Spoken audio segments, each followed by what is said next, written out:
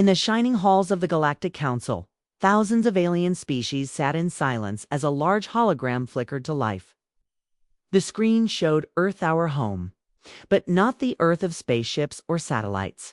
No, the aliens watched videos of old books, cooking fires, and humans wearing metal armor and swinging steel swords. The laughter came fast. A blue-skinned senator from the Zelkari Empire leaned forward. "Is this ... serious?" A tall, spider-like creature hissed with laughter. "They use wood to build homes and fire to cook meat. Primitive, across." The council arena, laughter spread like wildfire. Earth had just been given observer status in the Galactic Council, but many thought it was a mistake. The planet was small, its technology weak, and its culture ... old. Some aliens called Earth a lost museum. Others didn't even remember its name. The hologram showed a clip of children playing with sticks. A voiceover said, "Human education. System, playful, emotional, deeply unstructured." More laughter. Behind the jokes, however, was something else. Fear. Not of humans, but of wasting time. Most alien empires believed Earth would never catch up to the galaxy. It didn't. See? A threat. Just noise. But they were wrong. Far away, under the burning heat of a nameless desert on Earth. Deep inside a forgotten cave, something different was happening. A group of human scientists stood around a strange, glowing cube. The object floated just above a stone pedestal. It pulsed with slow, golden light.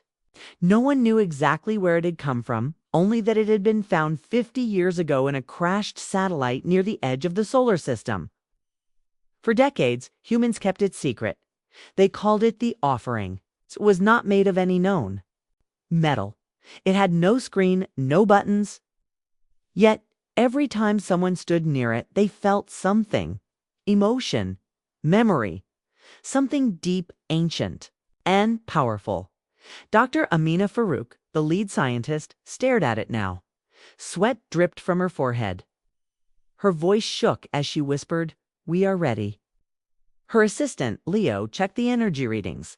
"It's stable. We can activate the signal."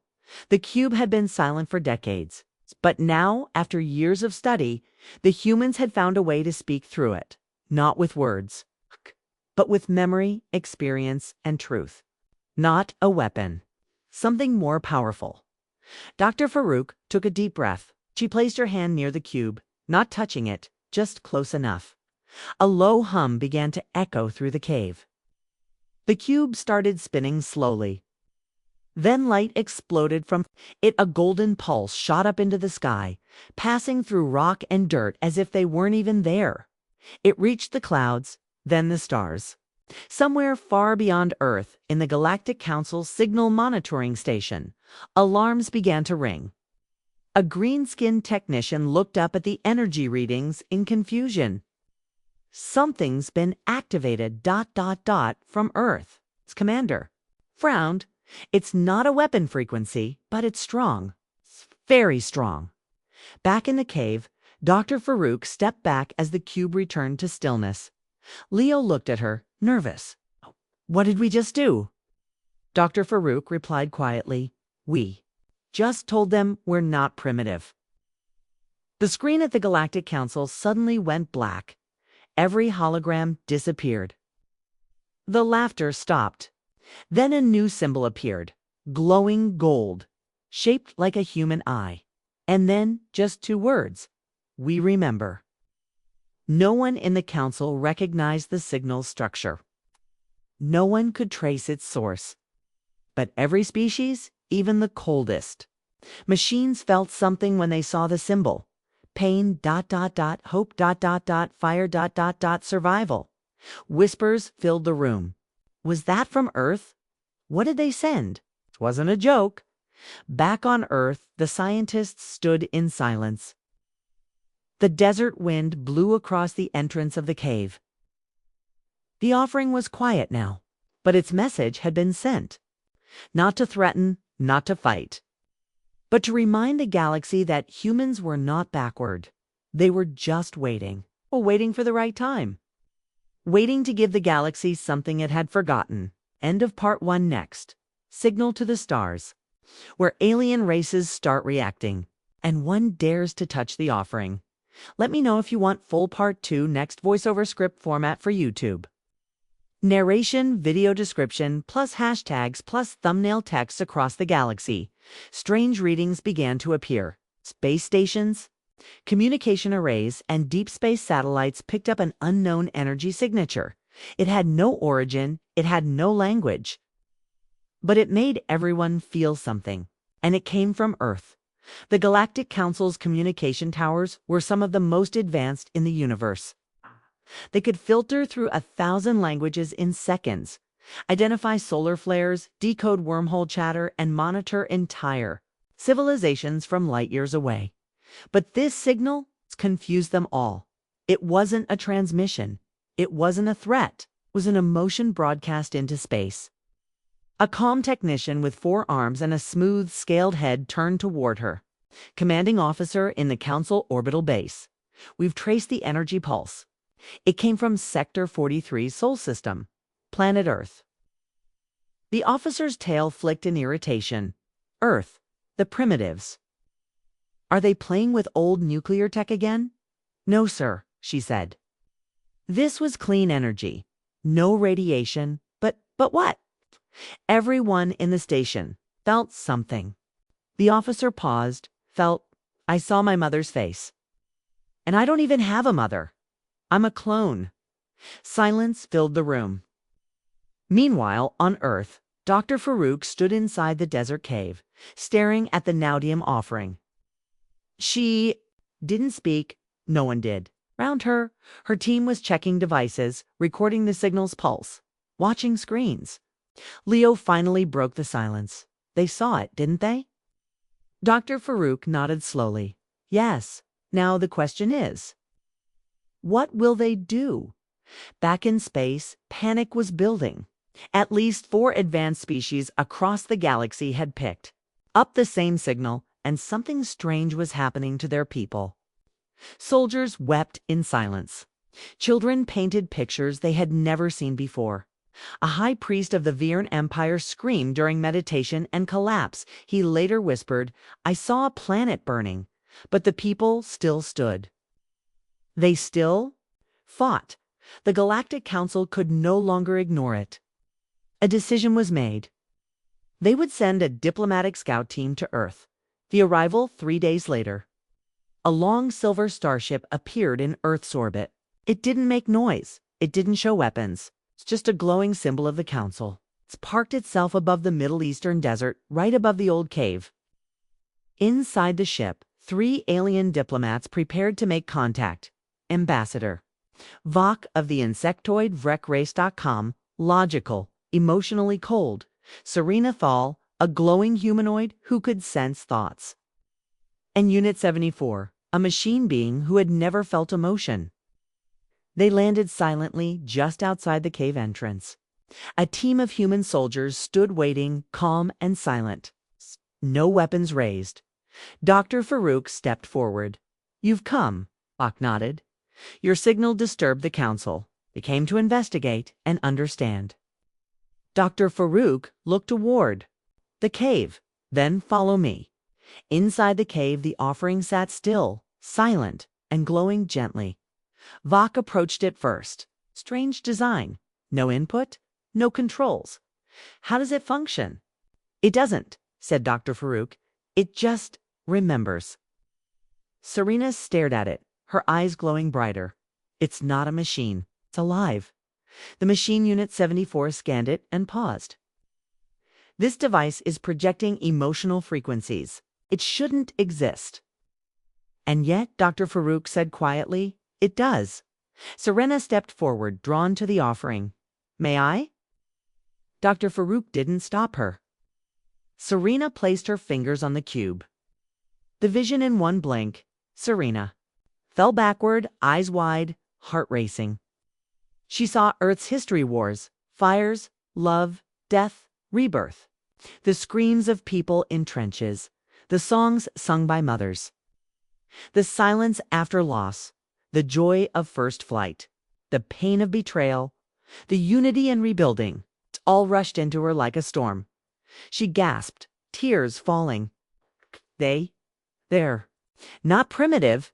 Vok looked confused. What did you see? Everything, she whispered. They remember everything. The pain, the survival, the growth. They have no empire, no fleets, but they carry truth. Unit 74 paused. For the first time, the machine said, I want to feel it. Back in the council, the alien diplomats returned. But they were changed. Serena refused to speak to anyone for 2 days. When she did, she simply said, give them their seat. They are older than we think. The council demanded a report. Bach submitted only 2 words, not primitive. Across the galactic core, whispers were spreading. Did you see the human in the arena? He didn't touch anyone. And they still fell. Earth has been hiding something. The footage of Ry Carter's trial was now encrypted. Only high-level officials could access it. But the rumors moved faster than any security system. Every council, every command room was watching Earth. At the Solari Hall of History, deep in a glass tower floating above blue clouds, alone. Historian replayed an ancient file. Her name was Neelith Vorex. She wasn't military. She didn't care about wars. But when she saw Ry Carter's face on the news, something inside her remembered. Not personally, but in her bones, in her blood. The Solari once had a name. For humans, long before Earth joined the Union, they were called the Forgotten Line. Neelith pulled up the lost records, scrolls, myths, testimonies written by survivors of the old war, a war so ancient most believed it was just legend. It spoke of a species created by the architects, the first intelligent life in the stars. The architects didn't build armies. They built protectors. One species, one purpose. But something went wrong. The architects vanished.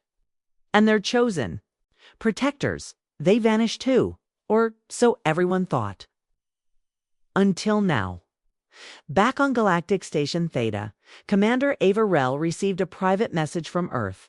It came with no name.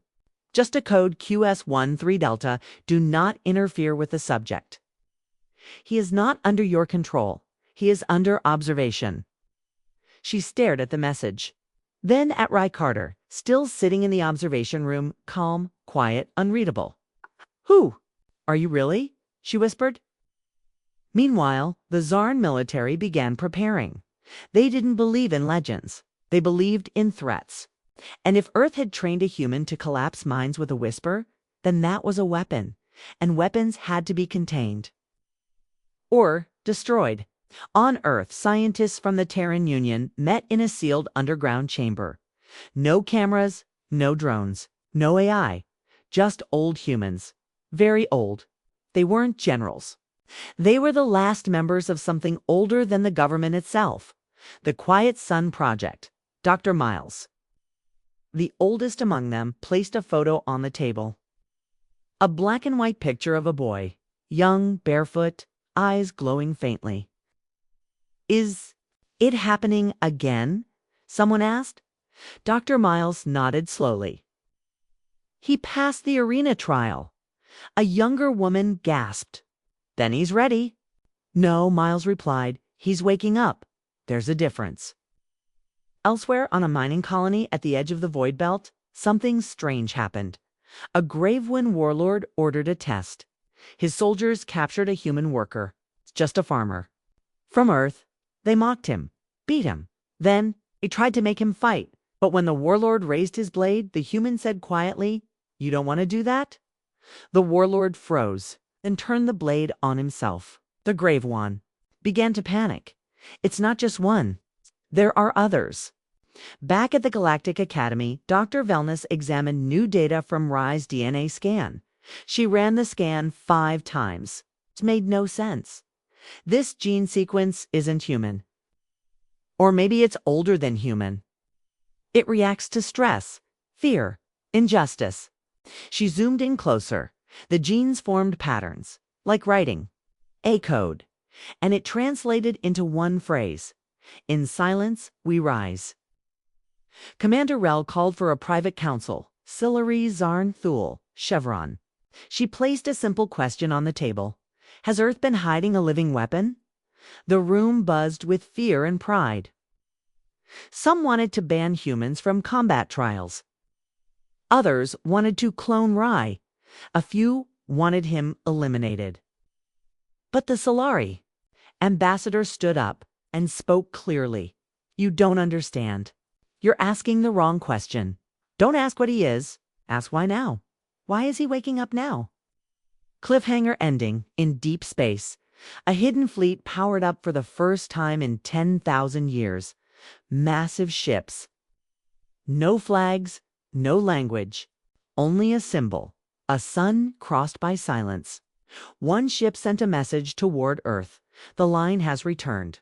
The architects are watching. Fade to black. The Galactic Academy had many arenas, but only one was feared by everyone. The arena of no return. It was not a training field. It was a punishment zone built for criminals, traitors, and monsters too dangerous to live. No one had ever come out of it alive until now. Someone volunteered to enter. Right, Carter. A human, unarmed. When the council heard the news, they didn't believe it. Why would he go in there? The Zarn general growled. Is this arrogance or suicide? Commander Averell replied softly. Maybe neither. They gave him one last chance. Withdraw, said the academy officer. You've proven yourself. This is not required. Rai stood still, calm as always. I want to see what you're hiding in there. The officer frowned. There are creatures in that arena that have no names. They were born for war. They do not sleep. They do not think. Rai simply said, I'm not here to fight them. The gate opened. A metal bridge lowered into pure blackness. No lights, no cameras, just a cold, heavy silence. The crowd watched from shielded viewing decks. Even the bravest aliens leaned forward, unsure if they would see death or something worse. Inside the arena floor was dead silent. 6 creatures were released, a blight striker from the Death Moons, all bone and blades, Gravewind Shadow Beast, invisible in light, a Kryn Hive commander dripping with venom, a Null Walker made of energy and rage, a thorned Zevik beast, used in war centuries ago, an unknown 6th entity locked inside a vault. No one even remembered what it was. As Rai stood in the center, the ground shook. The beasts circled him, snarling, screeching, breathing death. Rai didn't move. He slowly knelt down and placed both hands on the cold floor. Then he whispered, You were forced into this. The Null Walker paused. The Shadow Beast growled, then tilted its head. The Kryn's fangs lowered. Something was changing. The beasts looked at each other, and then, one by one, they began to kneel. The audience gasped. Up in the command tower, alarms rang. This isn't possible, someone shouted. No species has ever tamed even one of those. Monsters shut the gates, lock the arena. But the monsters didn't attack. They bowed to a human. The final vault began to open. Gas hissed. Metal cracked. The 6th entity stepped into the light. It was old, not a beast, not a machine, but something in between. Its body glowed faintly, and its voice echoed into every mind watching. He carries the mark. Signal has returned. Forgive us, Architect. The audience stood frozen. Many aliens fell to their knees. Some cried. Some stared in fear. This was not a battle. This was a revelation. The gate reopened. Rai walked out alone, unhurt, untouched. He said nothing, but in his eyes, something was brighter. Later that night, a Zarn agent tried to interview him. What happened in there? The agent asked. Rai looked out at the stars, said, They weren't monsters, just forgotten souls. waiting to be seen. Cliffhanger ending, far away. In the Forbidden Sector, a Gravewan High Lord smashed his war table. They kneel to him. No, no more waiting. Prepare the fleet. Earth will burn before the architects rise again. Fade to black.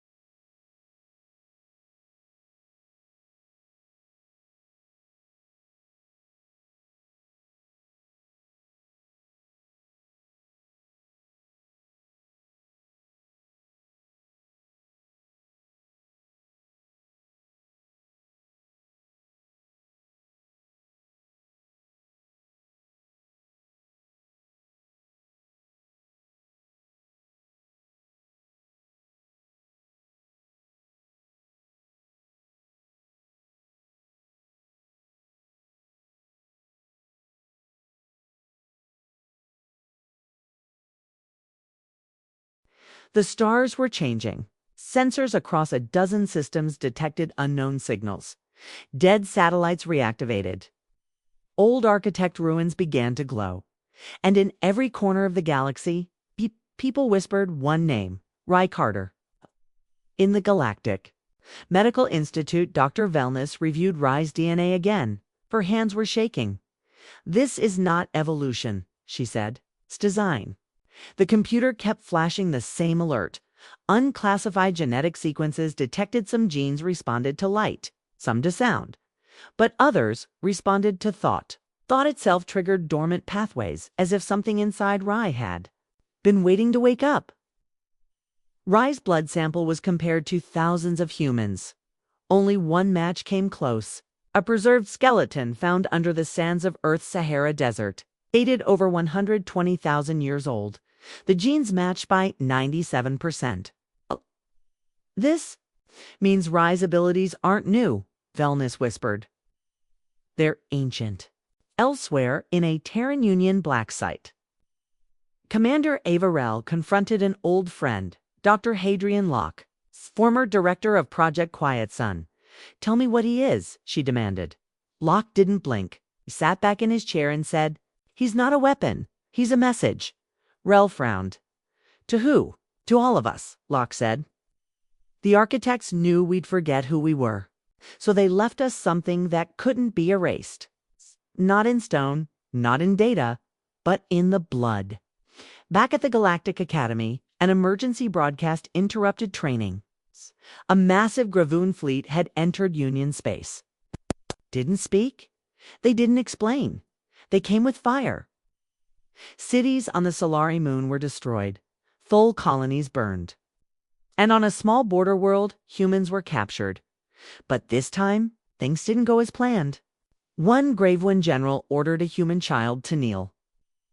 The child looked up and said softly, "You're afraid of me." The general laughed. Then his head exploded from the inside. No weapon, no warning. The child fainted, unharmed. Rest of the Gravewind ship self-destructed. Back on Earth, researchers unlocked a hidden layer of the genome, a seventh strand. Not made of DNA, made of light-reactive memory cells, only active when Earth was under threat. And now, the entire strand was glowing. "Do you understand what this means?" Dr. Locke said to Rel, "The architects didn't just build protectors. They hid them inside us. And when the time came, they knew we'd remember." Inside the academy, Rye Carter stood before a crowd of cadets. Alien, human, mixed. They asked him what they should do. He didn't give orders. Ask them a question. "Do you want to live like shadows in someone else's empire, or stand for something older than war?" A Solari cadet raised her hand. "Are you the architect reborn?" I smiled. "No, I'm just the first. One to wake up." Up in orbit, the defense grid detected an object heading toward Earth. Not a missile. A ship, old, rusted, covered in architect symbols. It sent one message in ancient code. "The key has been turned. The gate may open." Cliffhanger ending in a dark chamber on Gravewind Prime. The High Lord activated a forbidden protocol. A red light filled the room. The humans have remembered, he growled. Then we release the Oblivion Protocol. Erase Earth. Fade to black. The skies above Earth were no longer peaceful. The Gravoon Oblivion fleet, over 300 warships strong, had crossed the outer defense ring. They did not send a warning. It did not ask for surrender. It came only to erase. Inside the Galactic Academy command hall, alarms screamed. Screens showed cities across the stars preparing for war. But one signal cut through them all. Rye Carter requests launch clearance. Commander Ava Rell stared at the message. He's going alone, she asked. Dr. Hadrian Locke nodded. He doesn't need a fleet. On the launch pad, Rye stood wearing no armor, no gun, no sword. Just his badge, and a quiet look in his eyes. As the ramp lifted him into the air, a young cadet ran to him. Sir, you can't face them like this. Rye turned and said, I already have. Then he was gone, launched into orbit toward the enemy. On the lead Gravoon ship, the High Lord watched as a single craft approached. He laughed. Man, not a man, his second-in-command said, trembling. It's the signal. Rye's ship stopped just outside weapons range. He opened a channel not through comms, but through the silent mental network the architects once used. Every mind in the Gravoon fleet suddenly felt his voice. You've ruled by fear. By chains, that ends now. The Gravoon fleet fired every cannon, every missile, every weapon. And then everything stopped. Mid-flight, their ships froze. Not broken, paralyzed.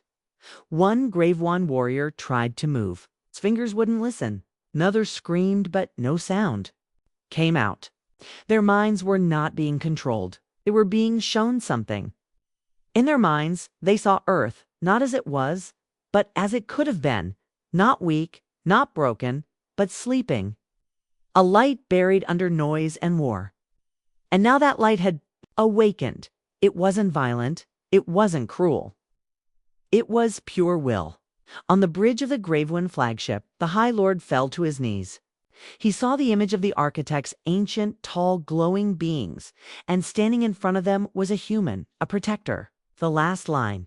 On Earth, across colonies, across star systems, people felt the wave pass through them. Some fainted. Some cried. Some stood straighter. 'Cause they remembered to. The Gravoon fleet turned. Not in defeat, but in silence. They left without a word. The war was over. Without a single shot fired.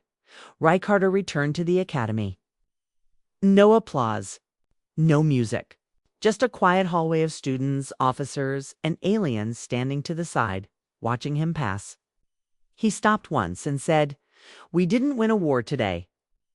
We ended the reason we keep starting them. Commander Rell met him outside the chamber of the High Council. She looked at him like someone seeing the stars for the first time. You're not just human anymore, she said. Rye answered. We always were. You just forgot what that meant. Final scene. In deep space, near the broken edge of the galaxy, an architect beacon lights up. A soft mechanical voice speaks. Signal confirmed. Genetic line reawakened. Human protocol. Fully restored. Last line voiceover as stars fade to black. He came without a weapon, but became one the galaxy will never forget.